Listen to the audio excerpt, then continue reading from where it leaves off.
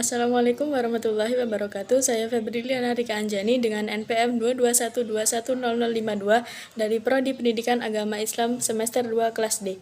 Di sini saya akan membuat sebuah video untuk memenuhi ujian tengah semester mata kuliah Teknologi Informasi dan Komunikasi. Di sini saya akan menjelaskan mengenai dua materi. Yang pertama yaitu menjelaskan tentang cara mencari sumber referensi jurnal. Yang kedua yaitu mengenai fungsi dan lembaga pengindeks. Untuk materi yang pertama yaitu mengenai cara mencari sumber referensi jurnal.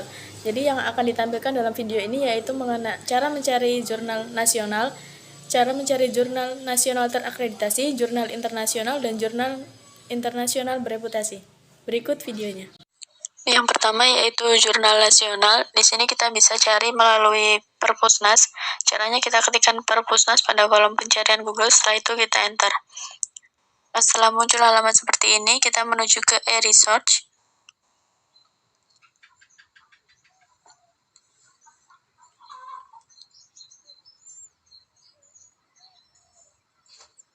Jika kita sudah mendaftar Perpusnas, maka akan muncul halaman seperti ini, lalu kita bisa langsung ketikkan judul referensi yang dibutuhkan pada kolom pencarian.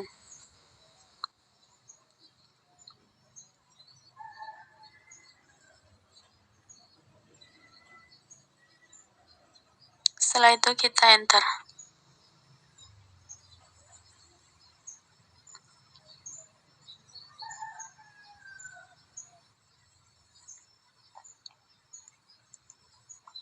Di sini akan muncul judul referensi, dan kita bisa pilih judul referensi mana yang akan kita gunakan.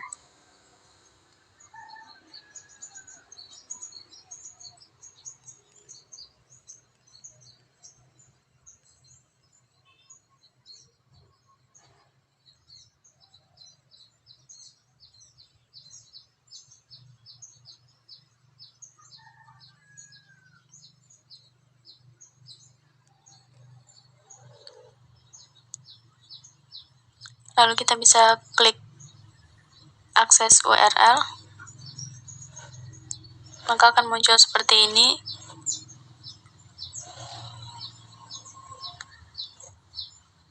Setelah itu kita klik read online.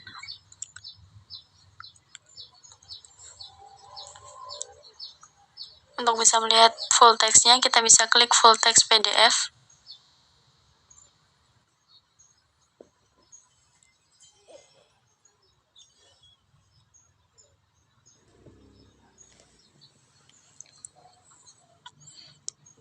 Untuk yang kedua yaitu jurnal internasional, bisa kita cari melalui DOAJ.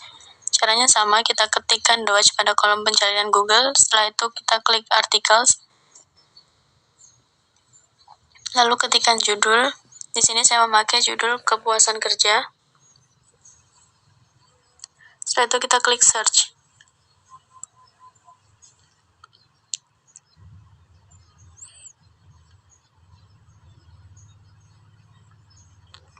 Setelah itu kita klik read online. Lalu akan muncul tampilan seperti ini. Lalu kita klik PDF. Nah, ini adalah versi yang full text.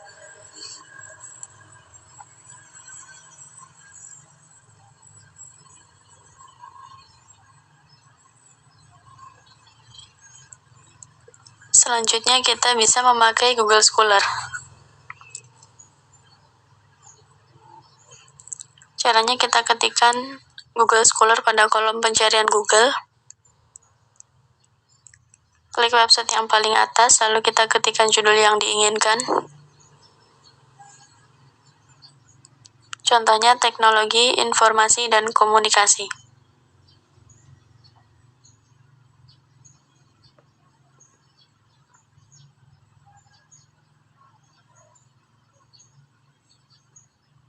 Setelah itu akan muncul macam-macam judul referensinya, dan di sini kita bisa custom rentang khusus dari tahun berapa sampai tahun berapa. Contohnya saya memakai dari 2018 sampai 2023. Lalu kita klik telusuri, maka akan muncul judul referensi yang terbit selama tahun 2018 sampai tahun 2023. Setelah itu kita klik dan akan muncul contoh jurnal yang kita inginkan.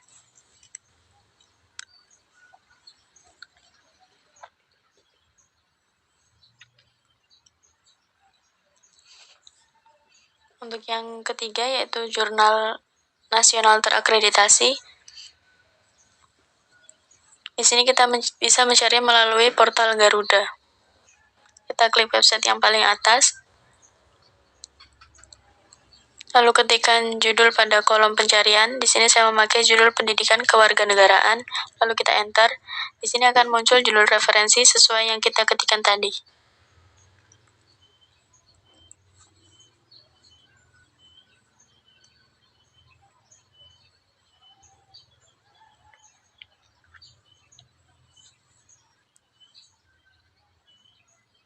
Lalu kita klik download original.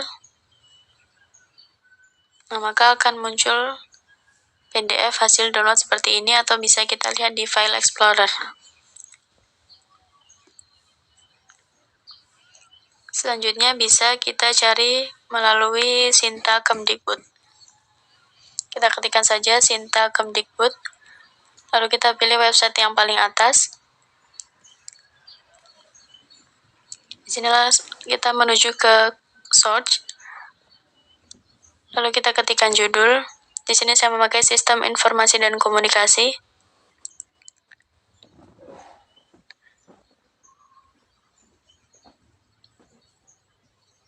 Kita bisa scroll ke bawah, muncul jurnal yang kita inginkan.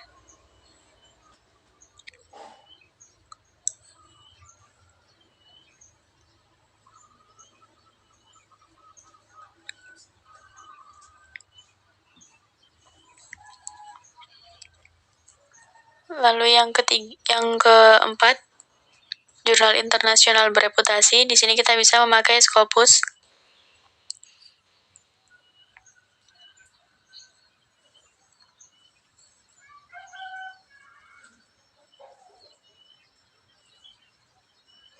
Kita menuju ke search. Nah, pada enter subject area,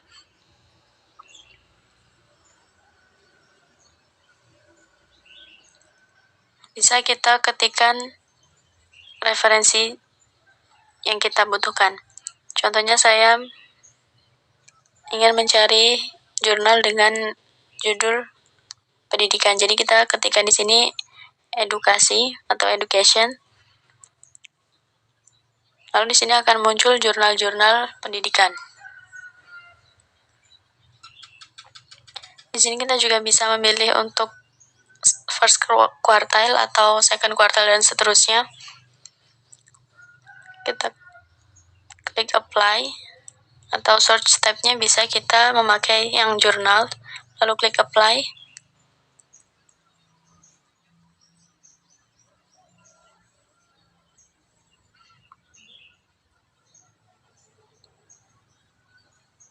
Sini akan muncul judul-judulnya. Kita pilih salah satu.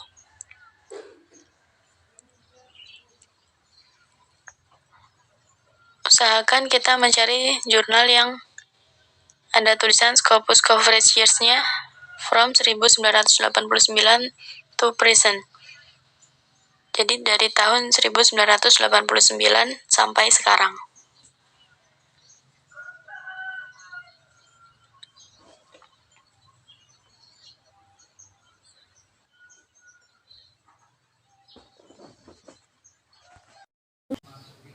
Untuk materi yang kedua yaitu mengenai fungsi dan lembaga pengindeks.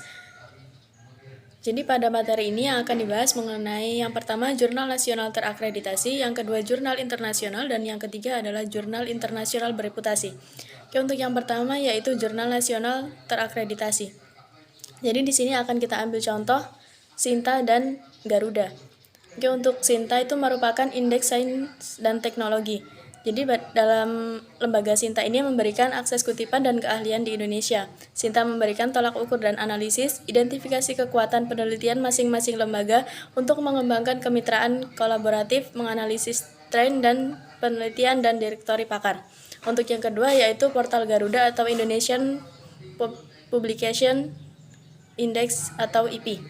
Jadi pada portal Garuda ini merupakan rujukan digital atau biasa disingkat dengan Garuda, merupakan salah satu portal yang memuat referensi ilmiah Indonesia dan memberikan akses terhadap karya ilmiah yang dihasilkan oleh akademisi dan peneliti Indonesia. Garuda ini diciptakan bertujuan untuk mengelola informasi dan pengetahuan, teknologi dan seni bentuk elektronik, mempermudah akses ilmiah, membangun jaringan perpustakaan digital dan research sharing, dan berupaya memasyarakatkan digitalisasi kekayaan lokal atau lokal konten. Untuk yang kedua yaitu mengenai jurnal internasional. Jadi pada jurnal internasional ini kita ambil contoh The Watch dan Google Scholar. Untuk The Watch sendiri itu merupakan singkatan dari Directory Open Access Article and Journal, merupakan laman atau web yang menyediakan akses jurnal secara gratis kepada publik tanpa adanya batasan. Istilah tersebut disebut sebagai akses terbuka, sehingga kita bisa mengunduh atau mendownload lebih dari 5 juta artikel ilmiah secara gratis. Untuk yang kedua yaitu Google Scholar.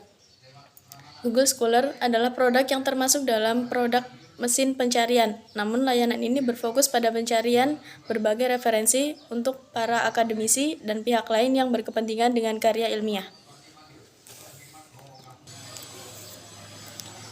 Google Scholar Pendidikan akan membantu para akademisi untuk menemukan berbagai rujukan ilmiah, baik itu dalam bentuk jurnal maupun dalam bentuk publikasi lainnya yang sudah tervalidasi dengan benar.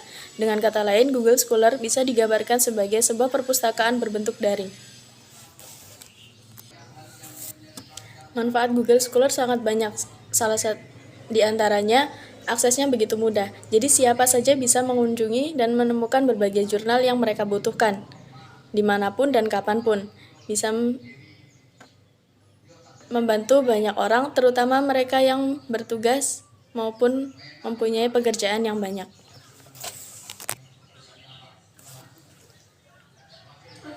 Dengan Google Scholar, jurnal yang diakses secara online akan didownload dalam bentuk soft file yang simpel dan mudah untuk disimpan. Hal ini akan berbeda dengan kondisi ketika menggunakan buku manual, di mana kita akan dibutuhkan biaya untuk membelinya, termasuk ruang khusus untuk menyimpannya. Selanjutnya, dengan Google Scholar ini kita bisa mendapatkan efisiensi waktu. Jadi dengan Google Scholar ini kita bisa cukup memanfaatkan smartphone atau laptop saja, maka berbagai jurnal yang dibutuhkan bisa kita temukan dan bisa kita download. Untuk yang ketiga yaitu jurnal internasional bereputasi. Jadi pada jurnal internasional bereputasi ini akan saya ambil contoh yaitu Scopus. Jadi fungsi Scopus itu untuk pengindeks artikel ilmiah di Indonesia. Yang terindeks Scopus dianggap sebagai jurnal berkualitas tinggi dan diakui secara internasional. Sekian video dari saya. Terima kasih. Wassalamualaikum warahmatullahi wabarakatuh.